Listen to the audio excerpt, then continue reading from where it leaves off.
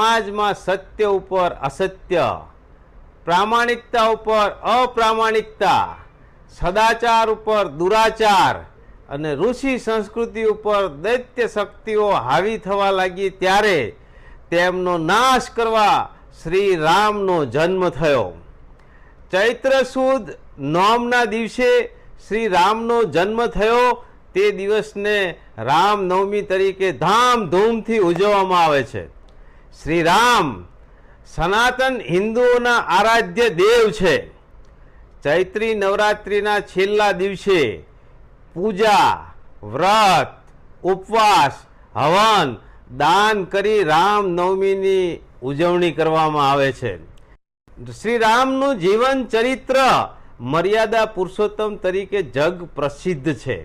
આપણે સૌ શ્રી રામને જન્મ દિવસની ખૂબ ખૂબ શુભેચ્છા આપીએ.